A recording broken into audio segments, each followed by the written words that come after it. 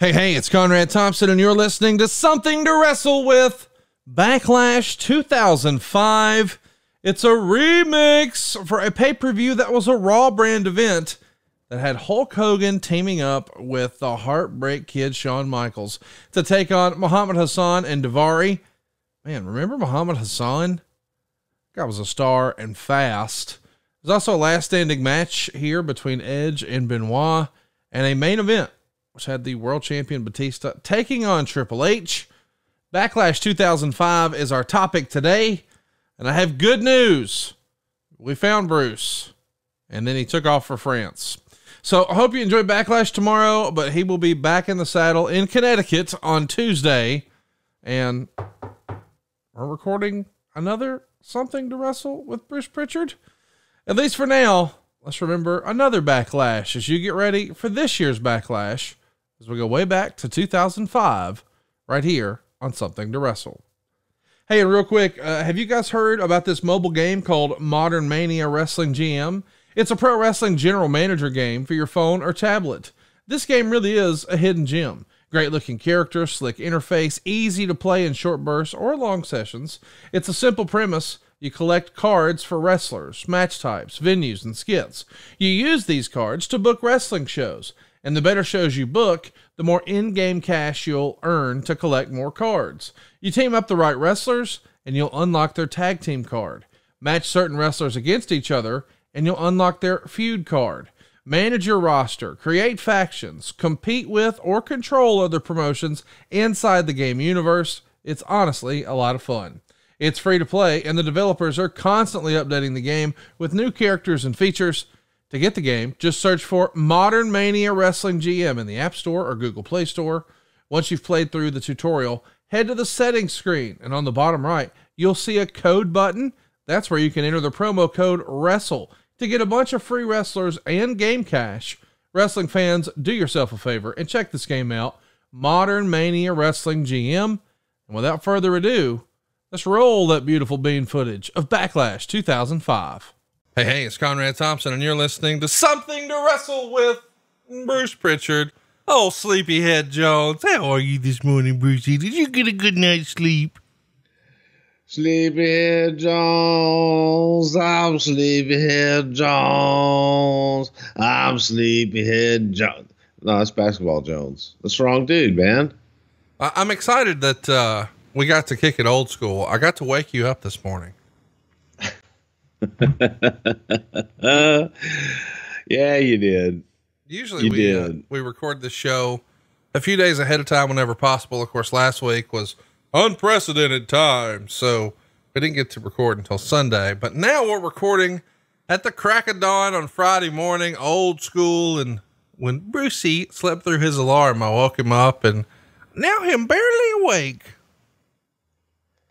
I was sleepy. Oh my God. You know, when you get fired again, this is going to be the best podcast ever, because they have ran your ass ragged this time, buddy. Oh, fuck, man. Yeah, let me get into this shit. I'm good. I'm awake. I'm here. I'm alive. It's all good. Well, let's talk about Backlash 05. It went down 15 years ago. God damn, man. I'm sorry. So I come out and I said to my wife, I said, shit, I was supposed to be up an hour and a half ago. And she goes, yeah, your alarm kept going off. You just kept turning it off. I was, why the fuck didn't you come get me up? She thought you wanted to sleep. Obviously I did. Okay.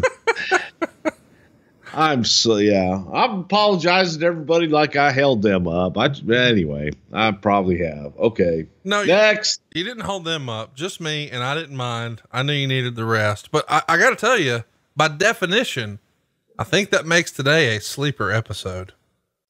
Wow. See what you did there? I do. See, you took the thing around because I'm a sleepyhead. And then because I was asleep, it's like, well, the subject matter is a sleeper, which means it'll be better than you think it was going to be. But then again, anyway. Okay. Whew. I got my first couple sips of caffeine. All right. Well, here we go. Let's talk about it. Backlash 05 went down May 1st at the Verizon Wireless Arena in Manchester, New Hampshire, drew 14,000 fans. What a fun show this was 15 years ago. We're coming off of WrestleMania 21. This is a Raw branded pay-per-view. At WrestleMania, we saw Batista win his first world title. Of course, he picked up a win over his mentor and stablemate from Evolution, Triple H. And now here today, it's time for the rematch at Backlash. We're also going to see the return of Hulk Hogan, at least in the ring. He's going to form a dream team of sorts with Shawn Michaels to take on Muhammad Hassan and Daivari. But before we talk about the show itself, let's talk about some news and notes heading into the pay-per-view. Right after WrestleMania in April, WWE has a rash of releases. This is back in 2005. You know, I've talked about this with Jim Ross, and WWE was doing the same thing in 2000 and in 2010 and 2015. It feels like April is sort of release month. And I don't know how long that's been the case. When do you remember WWE first adopting we used to hear back in the day that Vince, Bruce, and Pat would book like WrestleMania to WrestleMania. When you get through with that set of stories and it's time to set a new course for the next WrestleMania and develop a new set of stories to get to the next year, that makes sense. If you're going to do what Jim Ross would call a roster purge, what's the thinking, and when did this become part of the process for WWE? Well, with any corporation, I think every year, every 6 months or so, you have to evaluate your resources and you have to evaluate your entire company. And that's what we did. You have to look at your productivity. You have to look at if there's any dead weight hanging around, or if you need to cut, if you need to bring people on. You know, you don't get any publicity when all that happens. But when you cut, it seems to get a lot of publicity in the negative. So it's just taking a look at your corporation a couple times a year and realizing that you either need some strength over here or you need to eliminate some. So that's all it was. Wade would write Matt Hardy, Molly Holly, Rhino, Chili. I told you I just woke up. Sorry. Jesus Aguilera and Paul Bearer were all released from WWE this week. It wasn't part of a systematic and planned post-WrestleMania house cleaning, as each of the wrestlers whose tenures with WWE ended last week did something to prompt action. Most of them have 90-day no-competes, meaning they cannot work elsewhere until mid-July. Hardy was the biggest surprise of the bunch. Hardy was always on the verge of the chopping block in the eyes of some members of management, but was saved because of his relationship with Lita and the good crowd pops he received. Hardy had been one of the most outspoken WWE wrestlers when the WCW crew arrived. He rubbed the incoming members of WCW management the wrong way, most of whom have since risen to power, including Arn Anderson, Fit Finlay, and especially John Laurinaitis. Hardy gave management who weren't that high on him to begin with, and held a grudge for his anti-WCW stance after the merger, the excuse they were looking for to unload him. While there are some strongly differing opinions, everyone in power felt he didn't have enough main event potential. If they felt they had to choose between Hardy or Edge and Lita, they sided with the latter. Edge, who had heat in the locker room with his colleagues for breaking up Hardy and Lita, now faces increased animosity, since it appears at least that contributed to the departure of Hardy, a fixture of the tag team scene with his brother since the late 90s wrestling boom. So pretty monumental set of releases. No, not talking about Chili Willy, but Matt Hardy. This is something that gets a lot of attention. We've talked about this sort of triangle romance and all the drama and fallout very early in the Something to Wrestle archives, but let's touch on it again here, because this is a new piece of information that I saw in my research, that perhaps he had rubbed some of the WCW guys when they came over the wrong way. And he specifically lists Arn, Finlay, and Laurinaitis. What can you tell us about Matt Hardy and his lack of bedside manner for these WCW guys coming in?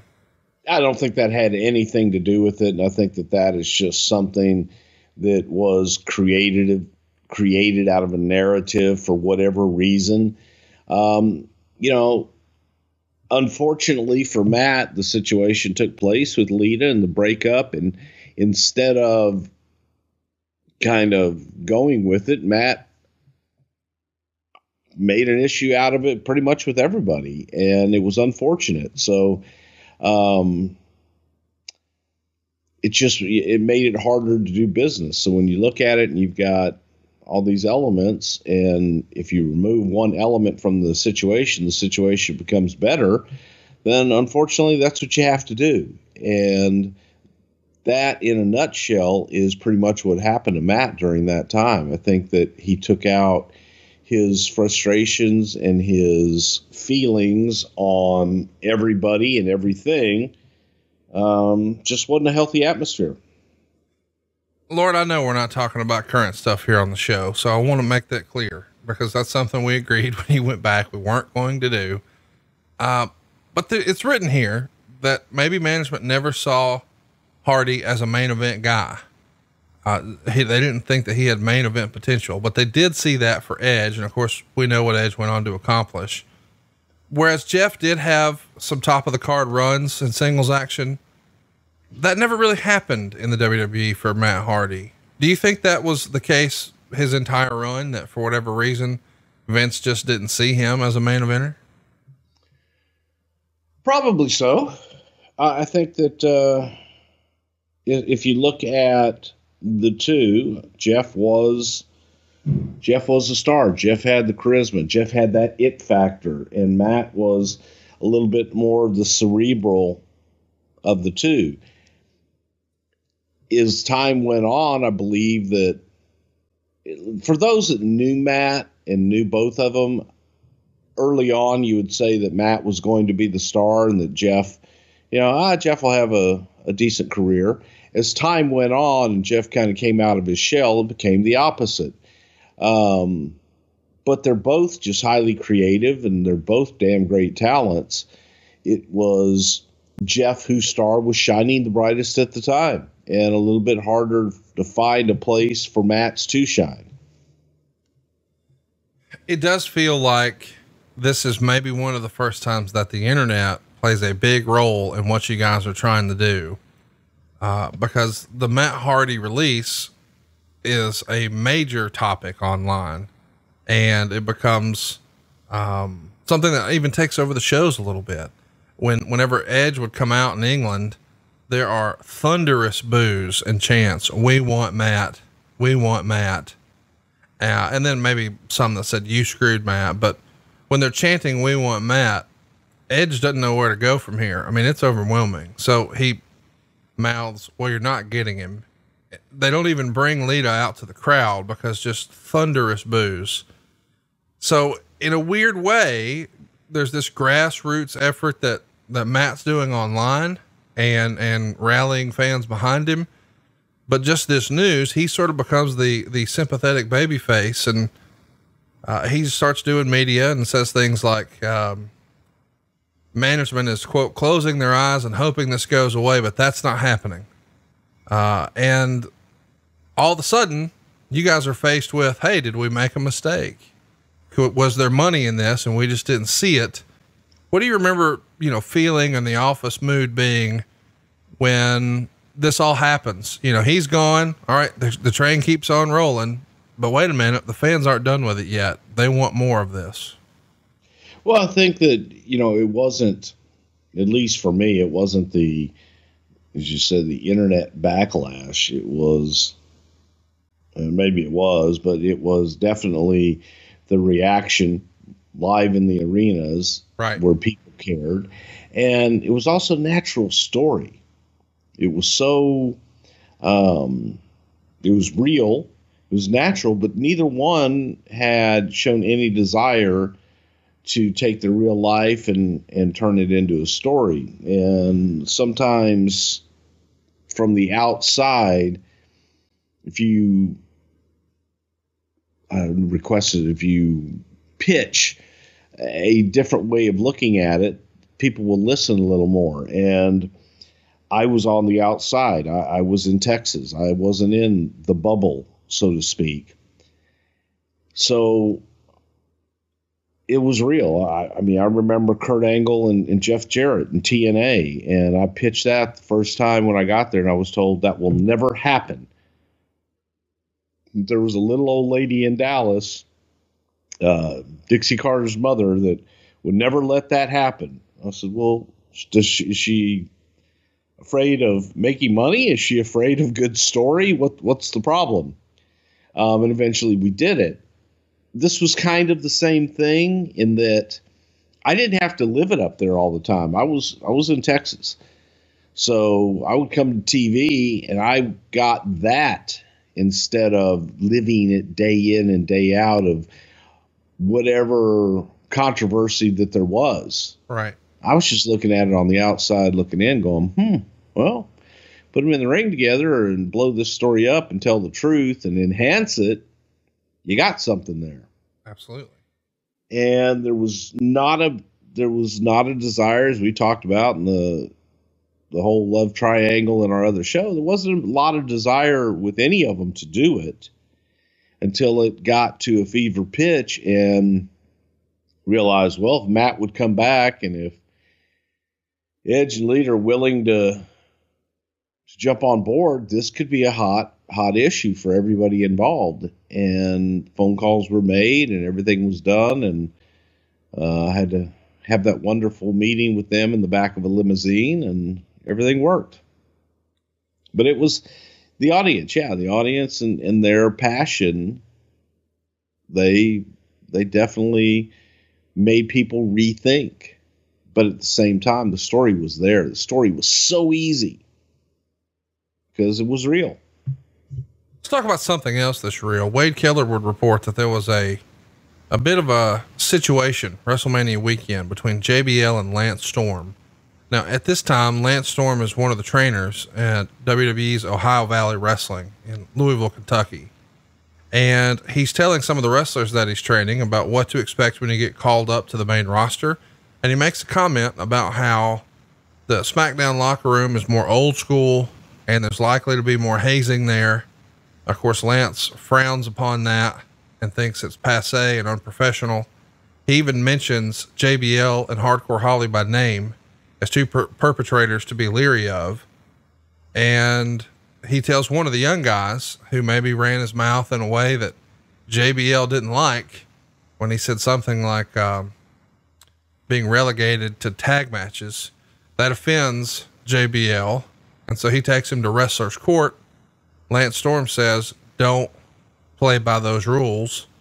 Eventually all of this gets back to JBL and Bob Holly. And when they see Lance Storm, Bob Holly tells him to fuck off, and JBL cuts a scathing promo and challenges him to a fight.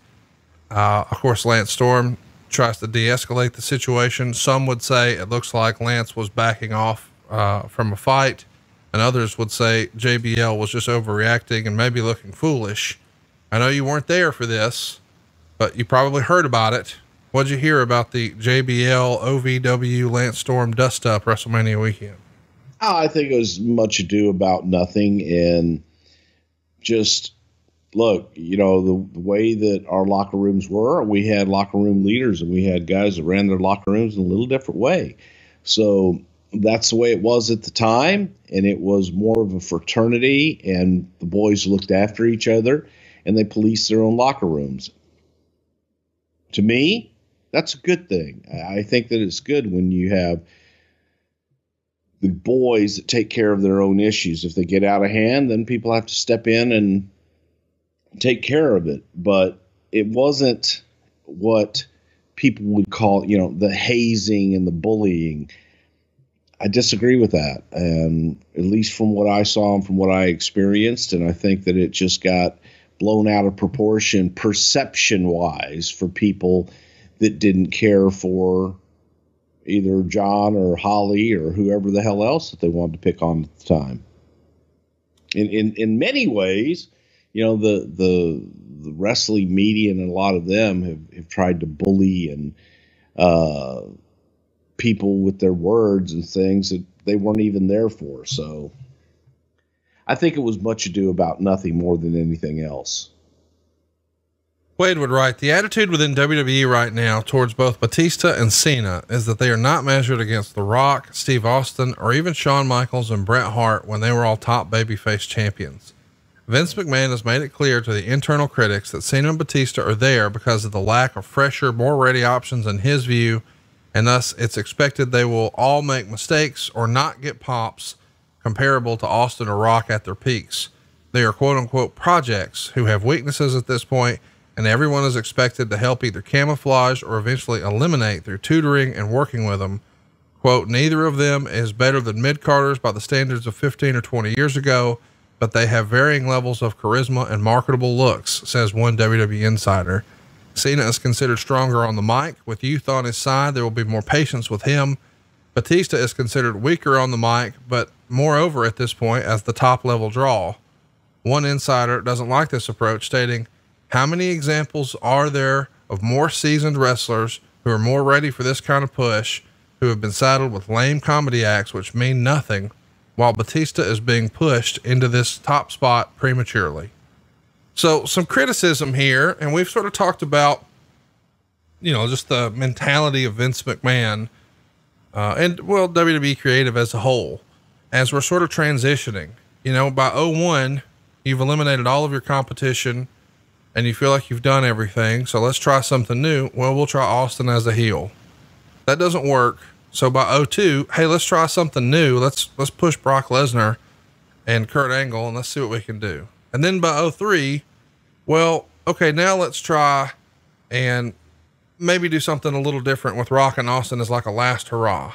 And by 04, well, Lesnar and Goldberg, they want out of here. Let's go with a smaller, more in-ring work rate. Maybe they don't have the big charisma and the big promos, but they got great matches, damn it. Let's go with Benoit and Guerrero. And then by 05, we're pivoting again. And it just feels like it sort of becomes rinse, slather, repeat. This time, we're going back with larger stars, but maybe they don't have the in-ring skill that maybe an Eddie Guerrero and Benoit do. It's John Cena and Batista. Did it feel like every year you guys were trying to reload and try something new in an effort to find the next Hulk Hogan or the next Steve Austin?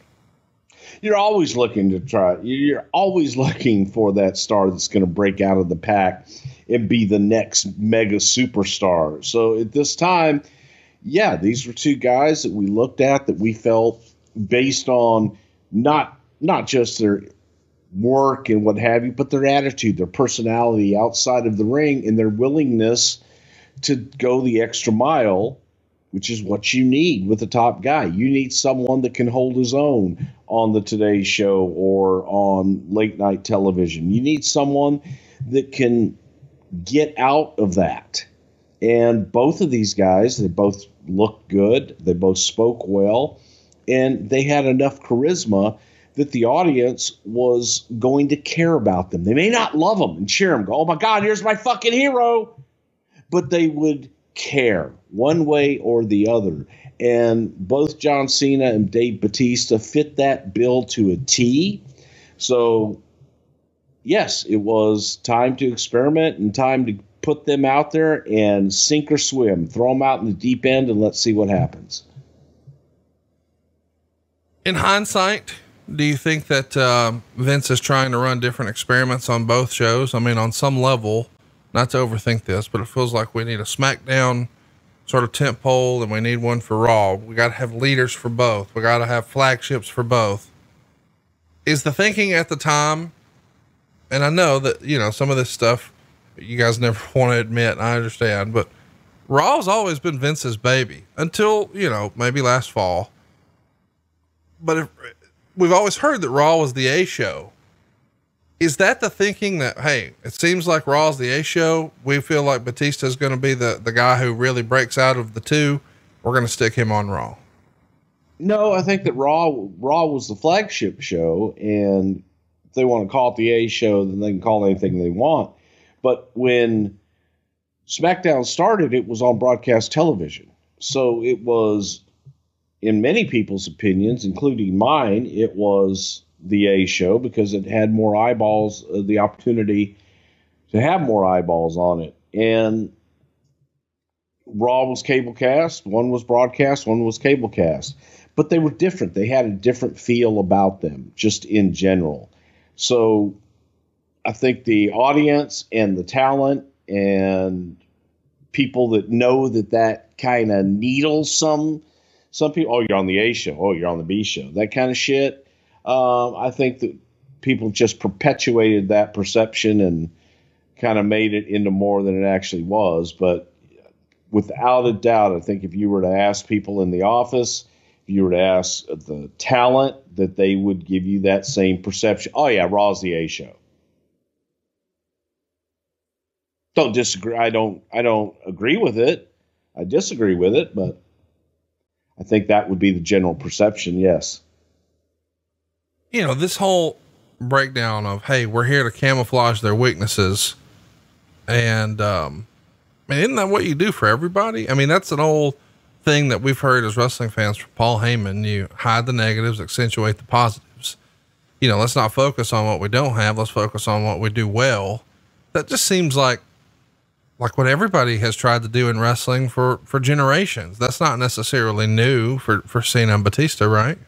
No, it's not. And that's how you make stars, is you find what makes them unique and you exploit it. Exactly.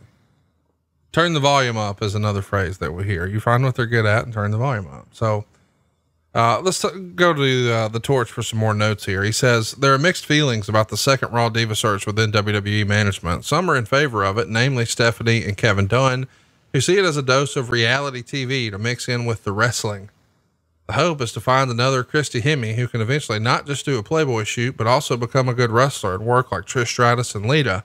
However, there are strong but muted opinions among others in WWE that it's a colossal waste of time and money, and that it is created because certain people in management enjoy the perks of the competition process. So talk to me a little bit about the Diva search. You know, we've touched on this a little bit before, but I don't know that I know your opinion. Did you like it? Did you think it was entertaining TV, or are you more JR old school? I don't want to see that shit. It was a train wreck. It was train wreck television. And I was not a big fan of it from the standpoint of it was a tough sell. You had a tough sell to the talent that were there. When they look at it, they go, oh my God, $1 million Diva search. In their head was, okay, whoever wins this Diva search that day gets $1 million check. Here you go. That's not how it worked, folks. If you won, then you got a contract, but that contract, had cut clauses in it and everything else.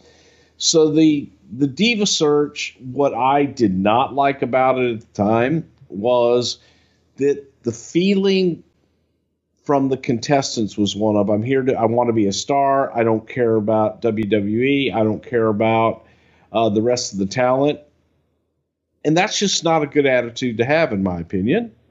I think that if you're there, then you want to be a part of the team and you want to do your best and you want to be the best that you can be, not just, I want to win $1 million. And that was probably my biggest knock on it. It was difficult to program, and it was the contestants, for the most part, my opinion, just weren't always the easiest to work with, and they had different and varying degrees of views of the business and what they wanted to do and why they wanted to be in it. There were those that wanted to be in it and excel. I remember specifically like Michelle McCool, who wanted to be in the business. She wanted to learn. She wanted to do whatever it took. And she was willing to bust her ass, and she wanted to learn more than just what we were doing at the time. There was another one, Joy was another one that just wanted to learn. And then there were those that just wanted to be the number one diva. We should mention, Ashley Mazzaro winds up winning in 2005. Let's talk about Brock Lesnar. WWE is going to file countersuit against Brock Lesnar and stop sending royalty payments. And it's because he appeared at the New Japan January 4th Tokyo Dome event, which we now know as Wrestle Kingdom. He didn't wrestle, but he was seated ringside with his fiance we know her as Sable. And of course his old pal, Brad Rheingans.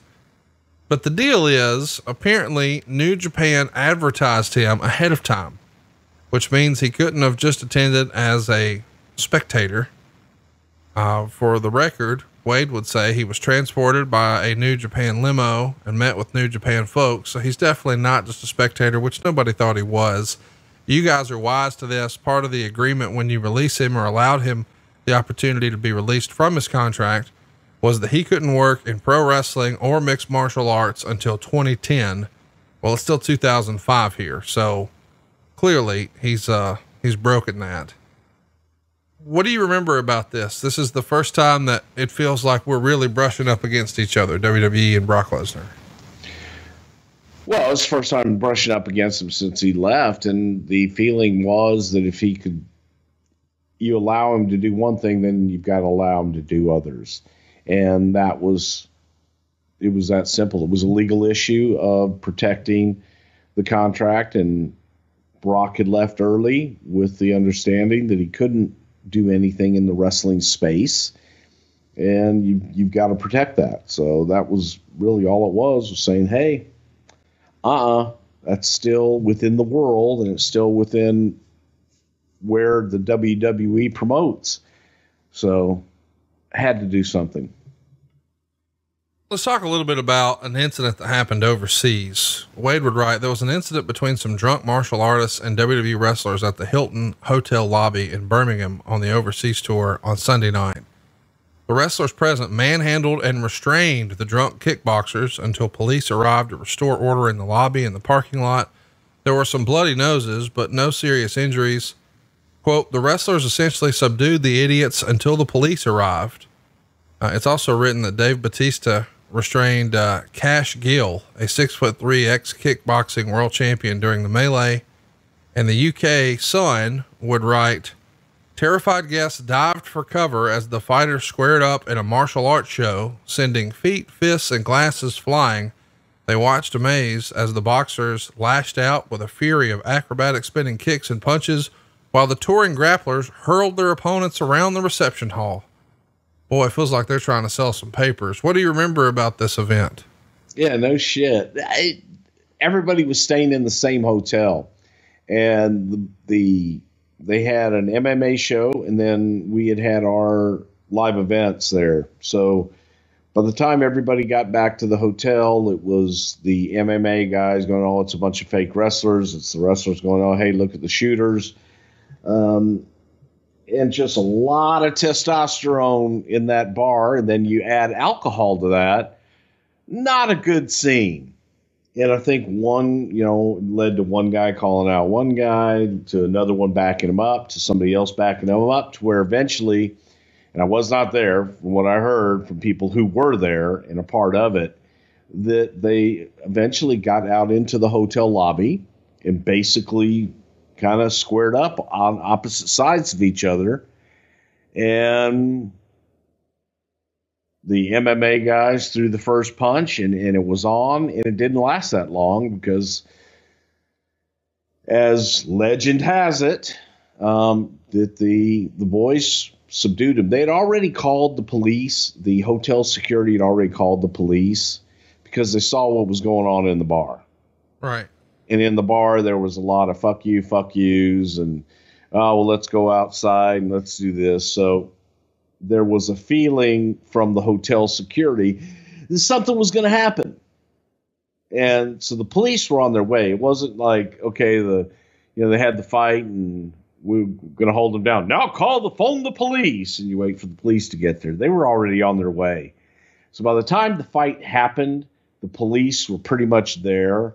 And on all accounts, keep in mind, the only accounts that I heard from our boys was that the WWE guys pretty much dominated and took them down and did what they needed to do. And the police all got there and separated everybody. I don't even think any arrests were made. It was just, okay, you go your way, you guys, the bar's closed, everybody go away. And then there was no more about it from that point on. Hey everybody, I think you know that Bruce is still going through physical therapy, and boy, is it kicking his butt. But he's on the mend. That shoulder is going to be better sooner rather than later. And then the tricep right behind it. Thankfully, Bruce knew what to do. TheAmazingKind.com hooked him up. He used our promo code WRESTLE and he got 20% off his order. You can do this too. They got a wide range of high quality topical balms, creams, and gels for muscles and joint relief, along with all the infused oils and soft gels for mood support and sleep. The Amazing Kind infused oils are made from all natural sun-grown hemp and infused with nutrient-dense MCT oil. The founder actually used to work in the wrestling business. He's a former producer and editor at the WWE who worked on their commercials and marketing. But this has been a game changer for Bruce. I'm talking about theamazingkind.com. And let me just mention, they've got CBD, they've got CBG, they've got CBN, and I see you heading over to theamazingkind.com because research suggests that CBD-infused oils and soft gels help support relaxation and a sense of calm, meaning it's going to help you fall asleep and stay asleep. That's been my experience with it. But it can also help with other things too, like these CBD topicals. Did you know that if you had like an anti-inflammatory need, that could help? Not only that, it can help reduce inflammation, skin irritation, arthritis, dermatitis. It can even alleviate some pain. I mean, that's what we're talking about. Bruce is in pain, but theamazingkind.com helps.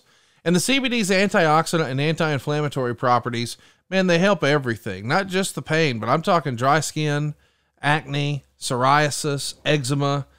It's rare that you see where you could get it all done, and the Amazing Kind does that because they also have everything you need for sleep. Whether you're looking for the roll-on gel or the CBD balm or the cooling pain relief gel, the Amazing Kind has it all. Go right now to theamazingkind.com. Use our promo code WRESTLE. You'll get 20% off. And I'm telling you, if you've tried some other products like this before, you will feel the difference here.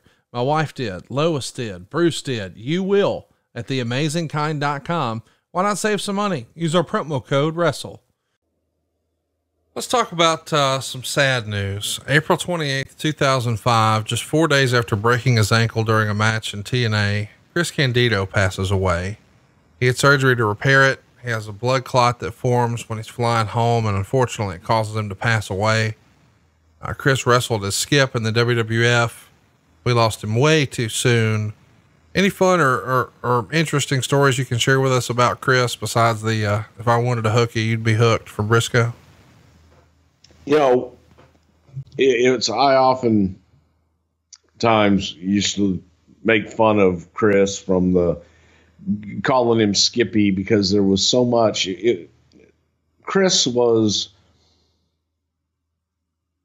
such a talented, god damn. I mean, you talk about someone having it all. Chris had it all. And Chris could work. Chris could talk. And if he was six inches taller, would have been the world champion. Yeah. Chris also had the attitude of someone that was 8 feet tall and 300 pounds. Had a chip on his shoulder because he was a bit smaller than the rest of the guys. But if you got to know Chris, Chris was like a child in many ways. He just wanted to be a wrestler.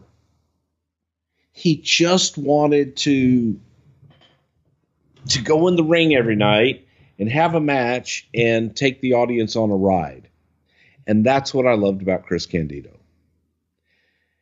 He was just a pure fan with a pure love of the business. One of the funniest Candido stories was when he became the NWA World Champion. He was in an airport and he goes to the bathroom and he looks over and there's Lou Thesz. He had never met Lou Thesz before. This had to be in the 2000s, I guess, or no, maybe 90s. What had to be the 90s when Chris was NWA champion? This is when the NWA was basically the king of the indies. Right. And he was, oh my God, there's Lou Thesz. So to him, there's a walking, talking God in the flesh standing next to him at the urinal. In 94, by the way. 94. And Chris introduces himself. Hello, Mr. Thesz. And he goes, I'm Chris Candido. This is so surreal. I'm the NWA World Heavyweight Champion. And to see you now and to meet you, this is such a huge honor. And Thez says to him, he says, well, kid, he goes, I'll give you some advice. Just always make sure that you get your correct percentage on the belt. Now, what's comical about that is back in the day, Thez, was drawing houses, and the champion drew, and the champion got 10% of the gate. And, Lou would always go out and try and count the house and try to figure out what his percentage should be. Well, now with times had changed. Times had changed greatly in that the world champion didn't get 10% of the gate anymore, and then the NWA didn't get their percentage and all the other bullshit that went along with it. And Chris just was so tickled at the fact that Lou, in many ways, was so out of touch that he still thought that the NWA championship meant that Chris got 10% of the gate. And then Chris started doing the ciphering and figuring. He goes, fuck, I'd lose money if all I got was 10% of the fucking gate. So it was always that innocence and just a pure love of the business that Chris had. And to lose him so young for a freak accident, which is really what it was, and something going horribly wrong, I think that the business lost a hell of a talent that day, because Chris could have taught, Chris could have continued on, and as the business changed and morphed over the years, I firmly believe that Candido could have been one of those that could have excelled above and beyond what he did, because he had that kind of heart and that kind of talent. It's worth mentioning, and I feel weird even saying this, but how fucking awesome would he be as a trainer in NXT? He'd be tremendous. He really would. And because Chris was very fundamentally sound, he loved the fundamentals and he loved the simplicity of wrestling, and that's what he wanted to do. And he did it better than anybody. So you take all of those things, and it's he would have been a great trainer. He would have been an excellent trainer, and I think he would have been a bigger star too. Let's talk about one of the biggest stars of all, Hulk Hogan. He's the centerpiece of the mainstream advertising for this Backlash pay-per-view, at least according to Wade Keller. He says WWE purchased a full-page ad in USA Today promoting Backlash, featuring a picture of Hulk Hogan. WWE's marketing strategy was to feature Hogan and Shawn Michaels as the top draw amongst the casual fans, while pushing Triple H challenging Batista as the top match when marketing directly to their fan base watching the TV shows. Before we keep going, I got to tell you, I love that strategy. I know it's going to be criticized by some, but the idea is everybody knows who Hulk Hogan is. Everybody, not everybody, but a lot of people know who Shawn Michaels is. So we should definitely feature them to the mainstream. And then when they tune in, and hopefully they do, they'll see how great Batista and John Cena and this new crop of stars are. But you've got to have somebody sort of out front to attract a familiar name, to attract that old school fan, and then maybe hope that they give you another shot with these new guys, right? Always has been the case. Get the eyeballs in there, and when they're in there to watch something else, show them what you're really selling, and get them hooked. Get them hooked on the new breed, and get them hooked on the new talent. The elder statesmen may bring them in, but the young ones will bring them back. If you guys were running a bar, then you would, back when bars were a thing, people would run promotions where it's like, oh, it's penny beer night. Well, they're not making any profit when they sell you beer for a penny. They hope that you'll come by and try the beer for a penny, and hey, then maybe you'll get hungry and you'll eat some other food. And then you'll say, you know what, now it's time for some shots. And hopefully you have a good enough time that you'll come back another day when it's not penny beer. And in real life, that's called a loss leader. That's sort of what you're using Hulk Hogan here for at the time, right? Bring them in, baby. Bring them in and get that penny.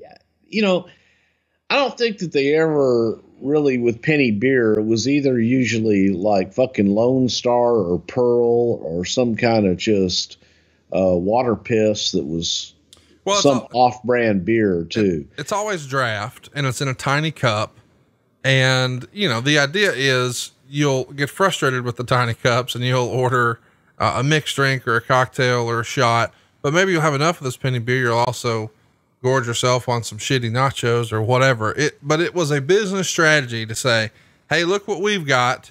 And you're not really making money on that. And that's not really your primary product, but it's one that they're familiar with. And when they come in, hey, let's sell them some other stuff. Yeah. But in Texas, it was quarter pitchers because everything's bigger in Texas. Well, not everything. Well, you know. Let's keep going here. Batista Hunter gets top billing on the lineup on the WWE.com Backlash page. Many cable operators called subscribers with a recorded message from Hulk Hogan, which said, "Maniacs, this is Hulk Hogan. Watch my return to the ring this Sunday at Backlash on pay-per-view." And WWE.com sent out a video message from Hulk Hogan to its email list plugging the pay-per-view. And regarding the return, they had him set up an interview with the Associated Press. And he says, hopefully I can be the Babe Ruth of wrestling.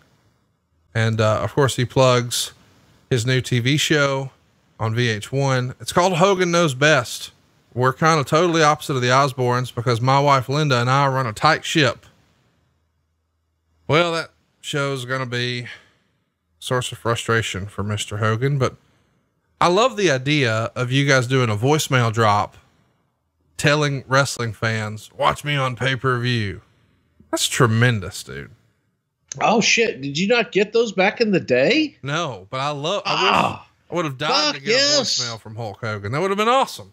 Yeah, man. If you had ever purchased a pay-per-view, I know back in the day we used to do it with Viewer's Choice, and we would record just that little liner. Hey, reminded you this Sunday at, whatever time, WrestleMania, and do that with everybody. And you'd answer your phone. That was before robocalls and robo-killers and all that other shit. Well, let's talk about another killer. Wade would write, there were some changes with the WWE creative team this past week. Brian Gerwitz, the senior. Did you say Brian Gerwitz? Yeah, that's what you want me to do. You told me never ever say G words. Yeah, Gerwitz. You want the R before the W, even though the R is at the end, right? I just want you to say it in Hillbilly. Brian Gewirtz. There you go. The senior writer on the WWE creative staff is taking a leave of absence from wrestling to script a movie for WWE. Brian has worked closely with Vince and Stephanie on the scripting of Raw and oversight of SmackDown. He's said to be in great standing with management, and this time off is a chance for him to take a breather from the week-to-week grind of writing TV and produce a script for a future WWE movie project. Brian, by all accounts, is loved by the McMahons due to his dedication, accessibility, and long hours fulfilling the McMahons' vision for Raw and SmackDown each week without making waves or contradicting their concepts too often. Larry Mullen, meanwhile, is the latest addition to the WWE writing team. His TV writing credits date back to 1977. He scripted episodes of Chips, Knight Rider, The Practice, Beverly Hills 90210, Leap Years, and other less notable television series. He was also co-executive producer of Beverly Hills 90210 in 1990, and previously was a consulting producer and supervising producer between 93 and 97. He also appeared as himself on the True Hollywood Story of Beverly Hills 90210, which was produced in 2001. So a lot to unpack here. Let's start at the end and work backwards. I never heard of Larry Mullen in wrestling. Why is that? Neither is anyone else. Yeah, that's what I wanted to say. Like, even when you're listing credits, dude, you're listing shit from the 70s, and like Knight Rider was the jam when I was like riding a 3-wheeler as a kid. This is old shit. Who was so enamored with Hollywood script writers and thinking that they could do what you guys did?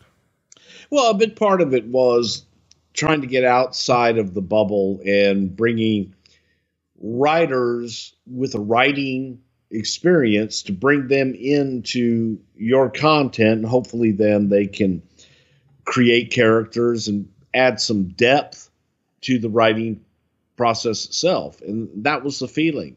Not like all writers can't write on Friends, or they can't all write on Chicago ER or whatever the hell. You have to have the right mix. And Brian Gewirtz is to me, a perfect example of someone that came from that world and was able to adapt. Tommy Blanchard came from that world and was able to adapt. Freddie Prinze came from that world and was able to adapt. And write the story because they were fans and they loved the business and they were students of the game. Just because someone is a great writer doesn't mean that they will be a great writer for the WWE. Some would be. There's guys that are out there that have had very successful shows. There's huge fans that couldn't make it and some that could. So Larry Mullen, I don't think I ever met Larry face to face. I talked to him several times over the phone, but Larry didn't go to TVs and wasn't around a lot. So yeah, I couldn't tell you one thing about him other than apparently, I think he was the bony finger guy, had fingers like Lurch and the Addams Family, but can't tell you for sure because I never got to meet the guy. Did you really just say the bony fingers guy? Yeah. That's a hell of a way to remember somebody. That's all I got to remember him about because I don't think he was there that long. He was maybe there a couple months. Wasn't even there. Wasn't even there. Well, I mean, in fairness, and I don't mean this to like poke fun because I know you're really sensitive to it right now, but there's no chance he had to spend the hours working on fucking Knight Rider and Beverly Hills 90210 that's required to make Vince McMahon happy on wrestling, right? Look, it's very demanding and you're either willing to put in the time and the effort or you're not. And sometimes that can be a rude awakening. And the other thing about writing on a sitcom or a television show is you're writing 13 episodes at a time. Then you're done. Try doing it every week live. It's a huge difference. And there's no one else that does what we do. So therein lies the hard to find people to be able to come in and adapt. You got to find the right people. Well, not just that, but I'm saying, I doubt they're having fucking production meetings, at 1 a.m. and shit like that for chips. Pussies. Oh my God. Wade Keller would write, Roddy Piper talked to the UK press about his new TV project and noted there is a new 5-year deal with WWE. That is not a contract that required him to work for WWE in any capacity. It's just a contract that gives WWE the right to market his likeness in various projects in exchange for Piper getting a share. I think this might be one of the first times that we heard about a Legends deal. When do you remember Legends deals becoming a thing? Well, probably about this time, frankly, when we were looking at when you look at WrestleMania 1, okay, so here now you're at about 22, something like that, 21, 22, and your WrestleMania main event, they're a little bit older now and they actually are legends. So is there a way to tie them up and put them under contract, continue to utilize them for their name value to some lapsed fans and create some new ones? So I think it was about this time because it had been 20 years since Mania. It's pretty remarkable though, that if this is the same era where you're saying, hey, we got to market the old guys, for the mainstream press, the names they're familiar with. And at the same time, it's when you guys say, hey, what if we started doing Legends deals? I mean, it just makes sense to me. You use that as, again, a way to have a name out there that fans recognize and then hope they fall in love with Batista or John Cena or whatever else. Do what you got to do. Let's keep it going here. Let's talk about Backlash itself. We've been filibustering for like 50 minutes. Jim Ross and Jerry Lawler introduced the show. The first match, and man, there's a lot to unpack here. Two of my favorites, Shelton Benjamin and Chris Jericho, Shelton Benjamin gets the win and retains the Intercontinental title in 14 minutes and 38 seconds. Wade would say very good match, but they had to win over the crowd, which at first wasn't reacting to either wrestler. Benjamin put in the most exciting in-ring work of the night with his innovative and expanding arsenal, including a leap from the mat to the top rope into a quick superplex. And that is remarkable to see, by the way. The crowd sided more with Jericho than Benjamin in the end, though Benjamin scored a 3 count after a series of leverage pin reversals. Jericho blew off Todd Grisham's attempt at a post-match ringside interview. 3 3/4 stars. Man, I love watching Shelton Benjamin from this era. I love watching Shelton Benjamin from any era. One of the most gifted athletes in the history of the company. Fair to say? Absolutely. Shelton came in, was part of that Brock class with John Cena and Batista, and a lot of studs, so to speak. Jared said, God damn, you're a blue chipper class or sassafras. And Shelton, I think that, first of all, he can do anything. To this day, he can do just about anything. Incredibly talented performer. Maybe missing a little bit of that it factor, but a great performer, and given the opportunity and being able to work with someone like a Jericho just makes him shine all that much more. Let's talk about Jericho for a minute, because this is quite the tumble, at least to me. I mean, this guy just a couple of years prior to this is closing WrestleMania, defending his undisputed championship. He had just beaten The Rock and Steve Austin in December of 2001. Fast forward, WrestleMania 2002, he's closing the show with Triple H. And now, just a handful of years later, he's in the opener for the Intercontinental title, losing. And I know what you're going to say, because me and you've talked about this before. Oh, you can't be in the main event every week. I get that. But when was The Undertaker or Triple H or Stone Cold or The Rock or John Cena or Batista, after they'd been to the top of the mountain, when are they on the opening match and losing for the Intercontinental title? Cena has been. A lot of guys have been. And again, you can't do it. And Jericho is the type of character that was able to do that and give you a great match. And it's a difference in philosophy where people look at the first match as the curtain jerker. That's not the case anymore. And it wasn't the case then. The entire show, if you're going to be on a pay-per-view event, then you better be worthy of being on the pay-per-view event, whether you're the first match or the last match. And that was a philosophy there. And Jericho and Shelton's just as important as anything else on the card. I mean, Jericho, we've heard over the years, could be pretty vocal. What's his attitude like in this era? God, I remember Chris, during this era, shit, I think Chris was on top of his game. Chris understood the business, knew it had ups and downs, and you're moving as long as you're involved in the story. I think he was good.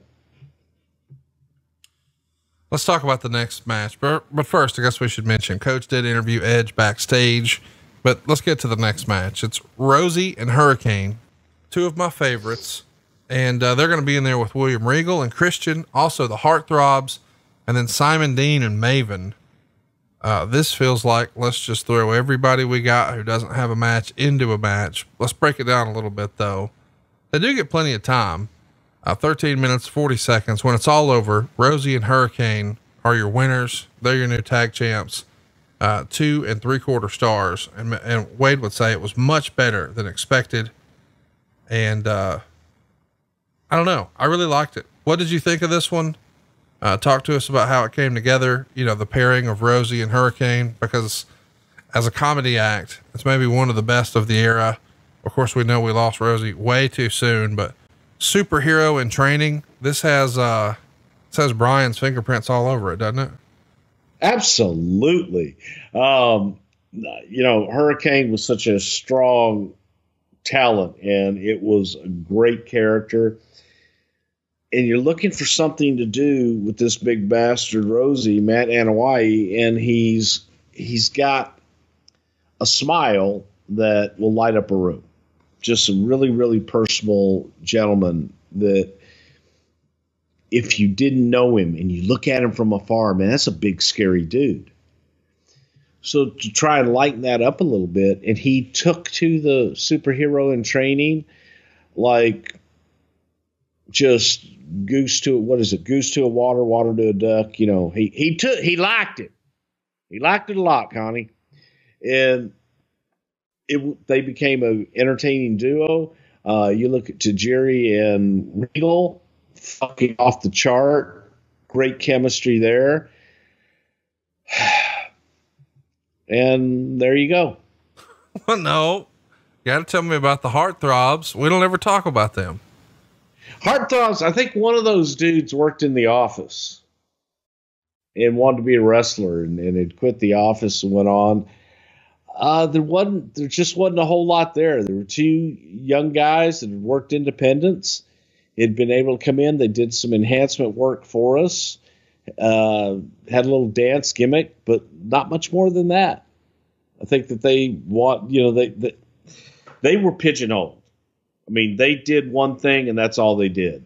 Beyond that, it was a little hard to take them seriously or to develop them into anything beyond that.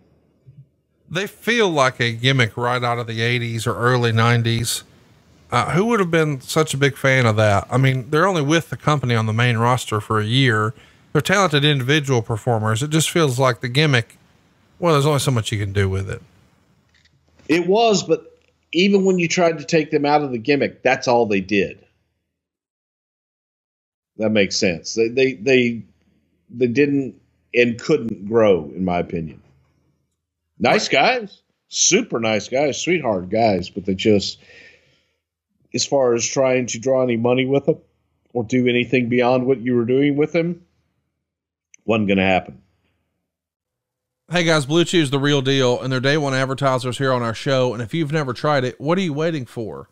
I know you've had pizza before, but what if I could tell you you'd have the best pizza ever for free? All you had to do was pay the $5 shipping. That's what Blue Chew's doing. They want you to try it out, see what you think, take it for a test drive.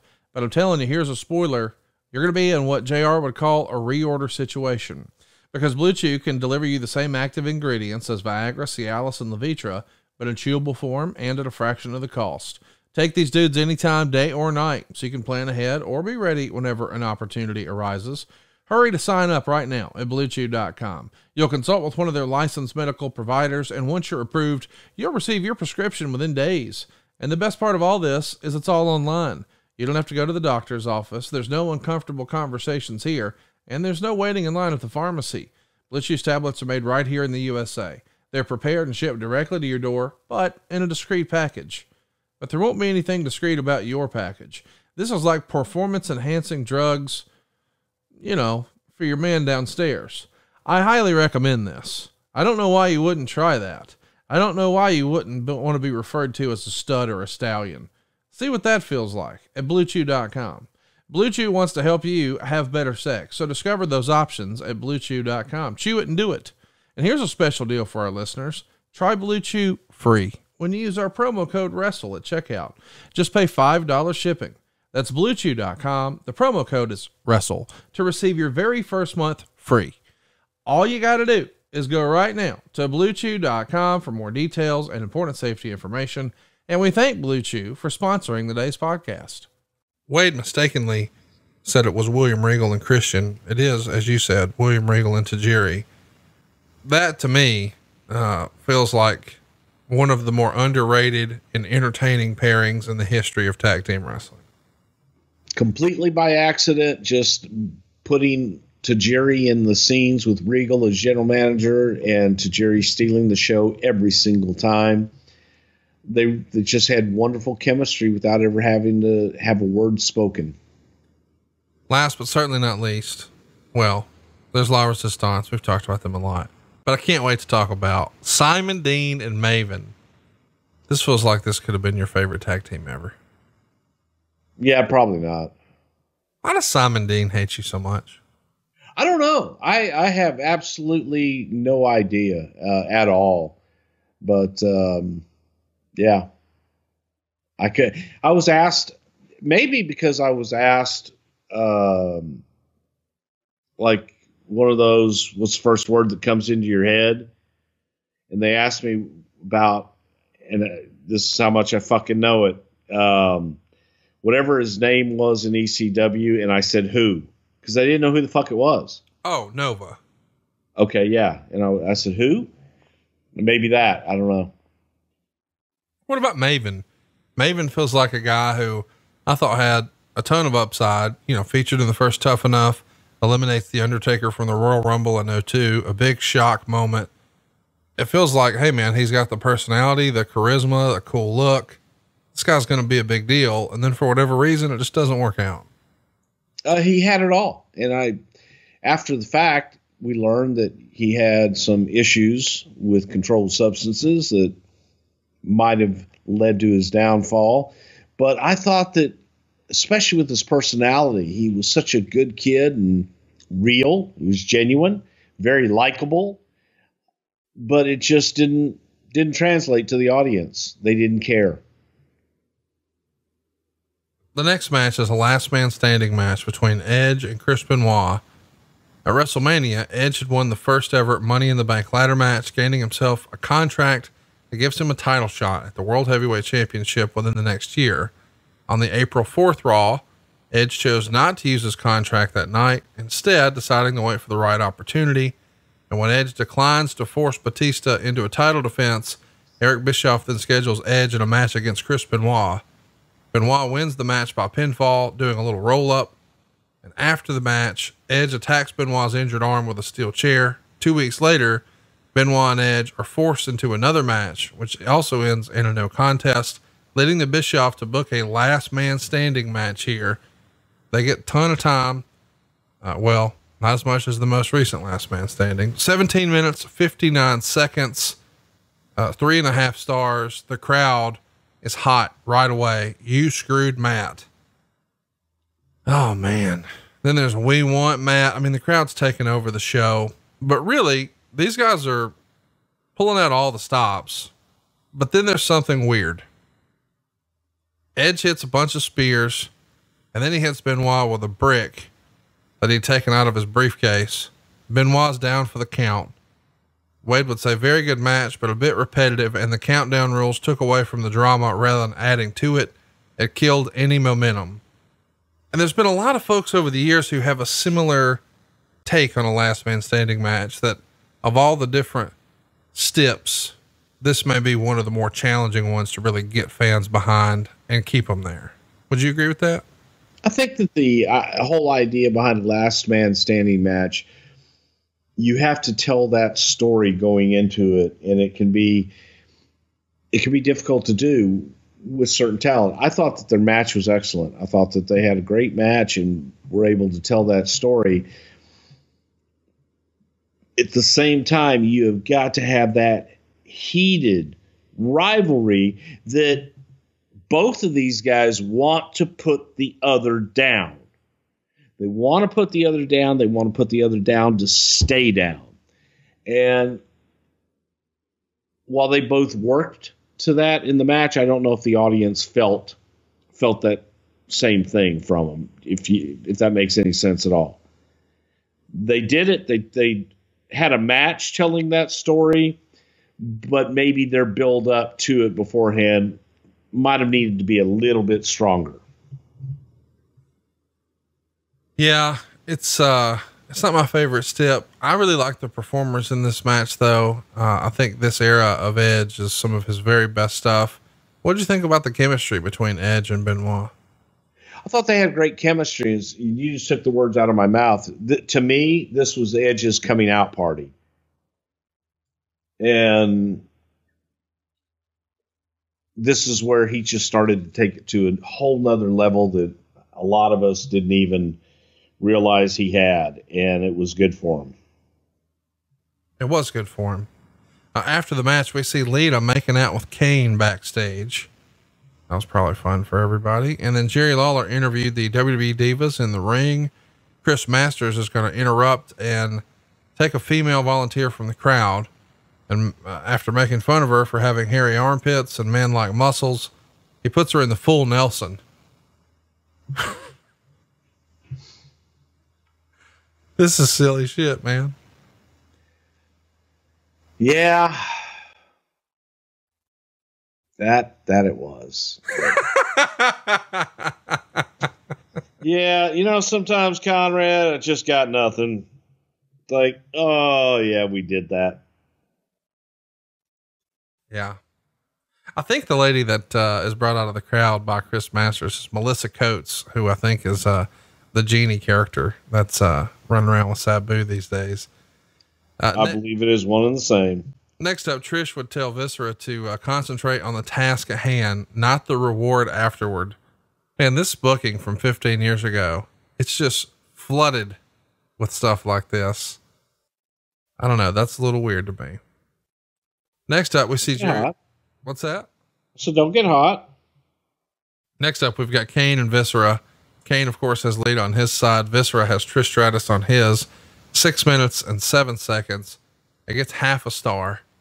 Lita, or Kane picks up the win, and it's written here in the write-up by Wade. Lita hit Trish with her crutch at ringside to stop her from interfering. When Viscera cornered Lita and wagged his tongue in her face, Kane surprised him with a big boot and a chokeslam for the pin. And then Trish ripped on Viscera for losing. Listen, we know the silliness that is Kane and Lita. We've talked about that a little bit. I'm sure we'll talk about it more on a Kane episode. But Viscera, Trish, what the fuck? What do you mean, what the fuck? How did that come to be? That's great shit, man. Big Daddy Vis, he was a lover. And Trish loved it too, man. It was just so that big bastard, man, romancing some ladies. He had a silver tongue and some gold teefuses that just would not stop. Did you say teefuses? Teefuses. Okay. Like me, like I got these teefuses and they keep falling out and shit. No, dude, every time we're late, we're posting a show, half the comments are, what's wrong with Bruce's teeth today? So. Good Lord. Next up, we've got Hulk Hogan and Shawn Michaels teaming up for the first time. They're going to take on Muhammad Hassan and Daivari. So here's the gist of the backstory. The night after WrestleMania, Shawn comes out thanking the fans for their support, but he's down on himself for losing. And before he can continue, Hassan and Daivari come out, and Hassan has some pretty pointed comments for Shawn losing, and Shawn slaps him, which of course earns him a beatdown. They leave him laying in the ring. And the following week, Shawn approaches Bischoff and demands a handicap match. He wants Hassan and Daivari. Bischoff refuses to schedule that match, but instead informs Michaels to find a partner and then says he'll grant him the match. So Shawn makes a plea for Hulk Hogan to come back and team with him. And on the April 18th Raw, Hassan attacks Michaels until Hogan comes out and accepts the offer. So this is, now we're cooking with gas here. We got something special. We've got Shawn Michaels, we got Hulk Hogan on the same team, but it feels like something that just probably shouldn't have happened. It feels like two totally different eras is what I'm trying to say. It doesn't feel like they would have ever really crossed paths, but here it is. And we know what we're going to get at SummerSlam, but did we know right here? Like, when did the plan for SummerSlam being Hulk Hogan versus Shawn Michaels, was that already in place at this point? I mean, was that the end of the story all along, or was it more about, hey, let's just do something with this Hassan character? At this point, it was doing something with Hassan, and it was taking two great legends from two different eras and putting them together. It grew into the Hulk and Shawn story once we saw what we had there, but I found it highly entertaining because it's two of the best. It simply is the two best from their eras. Well, there's no doubt about that, but it does feel like something where you would wonder, how will these guys really work together? I mean, through the years we've heard, and I know almost every talent at some point who's there for a long time says they had some sort of special or different or unique relationship with Vince. And a lot of people, Jim Cornette included, have said that if you're going to, be a top guy there, you've got to have a relationship with Vince. But we've often heard that these two guys have maybe two of the most interesting relationships with Vince. Would that be fair to say? Well, they both have very good relationships with Vince in their own right. Well, I just mean, at different points we've heard that, Shawn would just hoot and holler and yell at Vince in front of other people. And it was just a weird thing that nobody would dare talk to Vince that way. But for some reason, it was okay for Shawn. Not okay. Shawn got away with it. That's unique to Shawn, is it not? No, and I don't know that Shawn ever hooted and hollered and shouted at Vince in public. I think that he had a relationship that he could pretty much say anything he wanted to Vince, and he did. But, public displays, not so much. I think that's just kind of urban legend. The relationship with Hulk Hogan and Vince McMahon over the years has been described as love-hate. Is that an apt description? Yes. Yeah. I mean, and it depends on what time of month it is and things of that nature, because both guys, a lot of admiration and respect for one another, and they go through their periods. They both just feel like they're right, though, all the time, right? No, I just think that they're looking through different sets of bifocals at different times, if you know what I mean. They just see things differently sometimes. So when they're on the same track, man, it's golden. But sometimes they see things differently. Let me ask, I guess what I'm driving to is, it feels like these are two of Vince McMahon's potential thorns in his side, so to speak. And now we're going to put them together. Is there ever a concern or consideration that, oh man, we may be asking for trouble putting these guys together? No, I never felt that way. I don't think Vince ever did. It was an opportunity to have two of the biggest stars together at the same time. Fuck yeah, let's use it. I don't think there was ever any kind of that concern at all. That's negative bullshit. I can't wait for us to talk about SummerSlam 05. I don't want to talk about it too much here. I want to save some of it, but do you think they got through this program at this pay-per-view with Hogan and Shawn being sort of the featured guys, and they're working this tag against Hassan and Daivari? Do you think they get through this piece and they're still getting along pretty well, and then it sort of derails later on? Like, the part of me thinks the performer in Shawn Michaels thinks, Hulk Hogan, okay, I'll get out there and try to make him look good, no problem. But the wrestling fan Shawn Michaels has to be like, oh man, this is fucking pretty cool working with Hulk Hogan. But then eventually we see maybe that's not the smoothest thing in the world to process a little later. Well, I think that at the time it was exactly what it was. It was putting both guys out there and then looking at it saying, shit, is there more money with us against one another? Right. And everybody wants to make money. Well, they get plenty of time here. 15 minutes, 20 seconds. You know what's happening. Hulk Hogan and Shawn Michaels pick up the win. Hulk starts out, then he tags in Shawn, who's going to sell for a while. Then, Hogan's hot tagged in and finishes off Daivari with the big boot and a Michaels super kick. 2.5 stars. I mean, listen, for what it was, the crowd was into this. I mean, these are two recognizable stars and a heel that's got a lot of heat that everybody is pretty firm about hating. We saw how well Hogan was positioned at WrestleMania. That felt like, man, let's get some more of that. Well, here's a double scoop, right? Absolutely. Because you get your double legend, man. It takes both decades there and puts them together. Next up, we get an ECW One Night Stand commercial. This is for the first one in 05, and what a fucking special show that will be. We'll talk about it soon. Todd Grisham is going to interview Triple H backstage, and Christian does a little rap here about JBL, John Cena, Batista, and Triple H. And that gets us to our main event. Batista defending his new world title against Triple H. We should mention that on the April 11th Raw, it was announced that Batista would defend the championship against Triple H at Backlash. And after Triple H invokes his rematch clause, the following week, Triple H has a no DQ match against Jim Ross, which JR wins by pin. That's a real thing. After Batista interfered and of course hit Triple H in the head with a chair. On the April 25th Raw, Batista would defeat Christian in a singles match. And after the match, Triple H assaulted Batista, hits him with the pedigree. And I guess the story here is these guys get a ton of time, 16 minutes and 27 seconds. WWE was promoting it as Triple H versus Batista 2, but Wade would say it was a sequel that didn't deliver. He says their first match at WrestleMania was hardly a classic for the ages, but they took a step back with their rematch.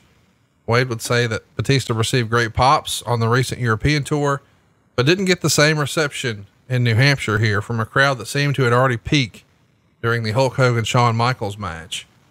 And he would be critical of the work, saying the plodding, methodical match was safe, but it didn't put Batista in a position to fail by being too ambitious. This cautious approach left the fans nonplussed. The in-ring styles of Hunter and Batista don't complement each other. Ric Flair at ringside for Hunter tried to interject some energy to the match as he attempted to interfere several times, but the match was built around whether Hunter could execute the pedigree, hyped as his ultimate weapon to knock out Batista. He did hit it late in the match, but the ref was knocked out and he couldn't make the count before Batista had time to recover. Batista then survived a low blow and repeated interference from Flair and picked up the win with the Batista bomb. It's, I don't know. In hindsight, should the Hogan Shawn match have closed? Should it have been earlier in the show? Should there have been a let me up match in between? What was the flaw here that maybe didn't make the main event feel as special? Well, I think it's a combination of a couple of things, in that New Hampshire being Triple H's hometown, he also didn't have as many heel fans there that wanted to see him get his ass kicked. And I don't know, it just was, you have an off night. Had we moved Hogan and Shawn earlier, I wouldn't have closed with Hogan and Shawn at all. I definitely would have closed with Hunter and Batista. That, without a doubt, was the only thing to close with. But maybe moving Shawn and them to second or third in the night, or even starting it off, I think that would have made a big difference. Let's mention this is going to lead to a third match between these guys at the Vengeance pay-per-view. This time it's a Hell in a Cell, which Batista would also win. Let me ask you, when you have a main event at WrestleMania that, while yes, it drew money, it wasn't a great match. You try again here at Backlash, and now you're going to do it one more time at Vengeance. Are you just saying, hey, this is the story we had, damn the torpedoes, we're going to do it? Or did you think, no, this was good stuff, let's do a little more? It may have not been the greatest match, 18-star match in the fucking Korea Dome or whatever, but it was a good story, and it was a story that had a lot of equity in it, and it was a good story that people were interested in and wanted to see. So while it may not have been the masterpiece that Wade Keller and Dave Meltzer would have wanted, it is a hell of a story that people were interested in. Well, they were interested in it. I mean, I can't argue that. I mean, the build up in the story was tremendous. I do think a lot of wrestling fans were, I don't know, not necessarily super excited about the actual match, but what we were excited to do is let you guys ask Bruce some questions. We made a post on Twitter at Pritchard Show on an upcoming Something to Wrestle. We're covering WWE Backlash 2005. Have questions? Leave them in the replies and use the hashtag Ask Bruce. Let's get to it, Bruce. We'll try to do as many as we can here. Prime wants to know, this time had rising stars like Shelton Benjamin and Edge. While Edge's star power rose during this time, it seemed like Benjamin was falling down the ladder as time went on. With Dave Batista and Shelton Benjamin being former OVW guys, I have to ask, how big is Batista's dick? Lots of people want to know, including our man Concussed Jones. How would Vince describe Viscera's chest? Massive. He let us down. Drew Landry wants to know, word on the street was Triple H didn't like losing, especially in big spots. Bruce, was this true with Batista? There's been lots of criticism over the years about Triple H and politics, but I feel like he would have probably taken pride in helping, quote unquote, make his former stablemate Batista, right? Yeah. And again, like just the other day on SmackDown, going through all of his WrestleMania, where he's lost the majority of his WrestleMania matches. It's just hilarious that narrative that people have is positively crazy. Yes, he took great pride in making other talent. Hey, I know we're not going to talk about current stuff, but since you brought it up, as a wrestling fan, I got to tell you, it was pretty cool to see Vince McMahon on stage, sort of out of character, busting Triple H's balls. Was that fun for you to watch too? Yeah, very much so. Concuss Jones writes, I absolutely love the Tajiri Regal pairing. Do you think they could have done more with them? Did you know straight away that they were magic together? Well, we knew straight away as soon as we put them together backstage, and I thought that we got a shitload out of them. They were so fucking entertaining and never disappointed with any material you gave them. Tajiri would make it his own. The Rosencoaster writes, what did Vince think of Christian's promo towards John Cena? On the surface, I'm guessing if he's cutting a promo on Cena at the pay-per-view, there's plans for him in the title picture. What changed Vince's mind on Christian as a main event performer? I don't know that he had any designs on Christian being a main event performer at that point. I think that took a few years before he got to that point. Stuart Walter brings up a question that I've gotten a lot, I guess maybe in the last 2 years. Top to bottom, which roster was more talented, the Attitude Era or the Ruthless Aggression Era? That's a hell of a question, because they were both so unique. And the Attitude Era, you can't even say that the Attitude Era had more veterans on it, because I think that there were still so many that were coming up, like Rock coming up and Triple H coming up, that were new talent. Mick Foley had a little bit of time. Steve had a little bit of time elsewhere. I think they're equal yet different. I'm going Ruthless Aggression Era. RJ wants to know, in your opinion, is Jericho the greatest Intercontinental Champion of all time? It's a honky tonk man, baby. Greatest Intercontinental Champion of all time. Captain Zach wants to know, why was Hogan used here in random pay-per-views like Backlash? He usually only appeared at WrestleMania and SummerSlam type shows during this era. What? Yeah. He wasn't there during the era when we were doing our pay-per-views all the time. Instagram, a wrestling historian, writes, was Marty Jannetty ever proposed to be Shawn Michaels' partner before it was revealed to be Hulk Hogan? I know that sounds silly, but let's go down the rabbit hole. Had the whole Hulk Hogan Hassan thing not happened at WrestleMania, the storyline of, hey, Shawn needs a partner, that could have been fun for it to be a payoff for Marty Jannetty, and you guys would have enjoyed firing him for the 38th time, right? Conrad, that's stupid. Don't think of something stupid like that. Don't hit me with stupid shit no more. That's just silly and stupid. I don't want to hear no more of that bullshit, if you will. Just Chris writes, the day after this is the famous Shelton Benjamin versus Shawn Michaels match that people still talk about to this day. After that weekend, where was Benjamin's stock within the company? You know, Shelton's stock was high, and I think that there were a lot of people that felt that Shelton could have been one of the guys. Unfortunately, for whatever reason it is, you would hit a wall with Shelton sometimes, and it just couldn't get to that next level. CD Riddy wants to know, does Bruce think Shelton Benjamin has fulfilled his potential, and is there still time left if not?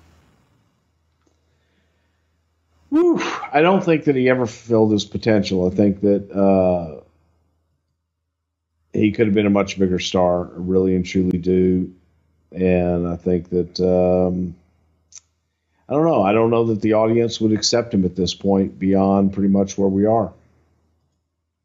Eric wants to know, who came up with the brick in the briefcase? Fuck, I have no idea. Who would the agents have been during this era in 05?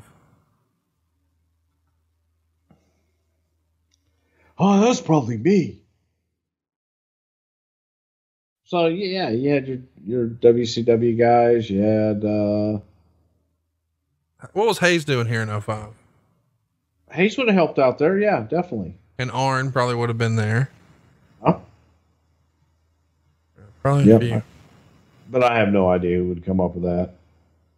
Alden wants to know, is Bruce aware of heartthrob Antonio's status as an indie legend? And has he seen his new gimmick, Thomas Santel, a nerdy Crispin Glover from the Back to the Future looking retro wrestler? No. All right. I think maybe we should check that out. Jakey wants to know, with Trish being written off TV because of injury, was there ever any consideration to vacate the women's championship, or was the division just an afterthought at this point? Just to give you a little bit of context for this question. Molly Holly has just been released. Lita was injured. Trish is also injured. So there's not like a ton of competition because those were really sort of the pillars of the deal. At the time, you just kind of want to wait and see where you're going to be. And we didn't know at that point the extent of the injury and what we may or may not have. Easy Eddie wants to know, did having the lady who Masters put the master lock on be a bodybuilder make this seem like a better idea than having Masters put the master's lock on just any woman? Of course. Lots of questions from Prine.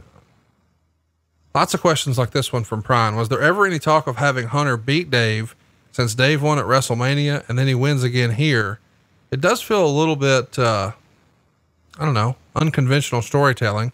If you're going to do like a best of three, even though this wasn't marketed as that, you go back to back wins. Usually it's A, B, A.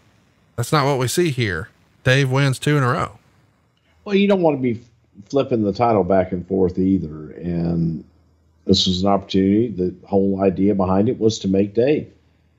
Colby writes, it feels like 6 matches is kind of light for a pay-per-view. Was this purely a function of the brand split, or was there a concern people wouldn't feel there was enough value? I think kind of a combination of both. And you always get stuck in that quandary of, do you put more on there and it's less quality, or do you just keep the quality on and make it the very best you can make it? Was there ever consideration of perhaps having Edge tease a cash in after a main event like this? I mean, we know he's ultimately going to cash in the most special way possible and beat John Cena, but we're still months away from that. But this Money in the Bank concept is still fresh. Was anybody saying, hey, what if maybe he doesn't win it here, but he just teases that he's going to, and there's always that threat in the back of your mind? Or was it better the way it played out, that nobody really thought about it until it was time? I think it was better the way it played out. This is 10 zillion different ways you can do shit, but I like the way that it was done. Deep Dive Video Gamer says, soon after this, Big Vis became the quote world's largest love machine. Who came up with that gimmick? He did, because he was. I mean, you look at him, he looks like a love machine. And if you sit there and talk to him, and I mean, hey, this was, I mean, just why it didn't come out on camera, I don't know, because man, Nelson was a entertaining son of a bitch, and I thought this was some of the best stuff he did. About every other question this week is, why did WWE get rid of Backlash as a branded pay-per-view? I just think some things run their course, and it becomes okay. Next, let's come up with something new, and it wasn't as established to hold on to like a SummerSlam or a WrestleMania. Last but certainly not least, every other question, it feels like, why was this show in New Hampshire?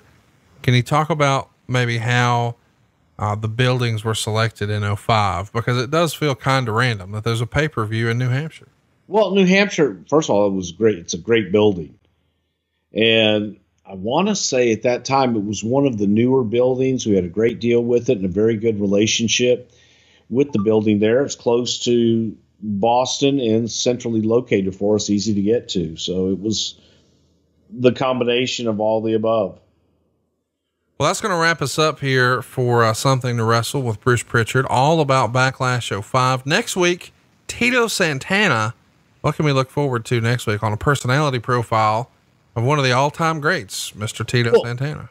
We're going to talk, obviously, all about his career, but experiences with me, and we're going to talk about the 1981 What Could Have Been with Tito Santana in Houston, Texas, with Paul Bosch and winning the 3-day tournament, and what was proposed out there and what Tito did that kind of changed the whole landscape of his career for the rest of his career, pretty much. So good stuff. Tito's another one of those fine human being. A great guy, a great story. Looking forward to a great Something to Wrestle next week right here. If you haven't already, hit the subscribe button, leave us a 5-star review if you think we've earned it. You can hear these shows early and ad free with some bonus content, not just from Something to Wrestle, but from all 4 of my other shows, and lots of other great stuff happening at adfreeshows.com. Follow us on Twitter. He is at Bruce Pritchard. I am at Hey, it's Conrad. Our show is at Pritchard Show, and we are out of time. We'll see you next Friday and every Friday right here on Westwood One. It's Something to Wrestle with Bruce Pritchard. Shaka Khan.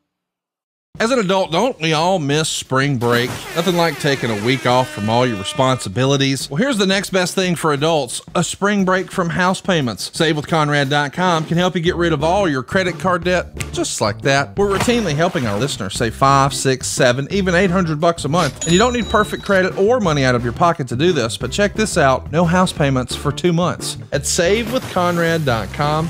NMLS number 32416, equal housing lender. SaveWithConrad.com.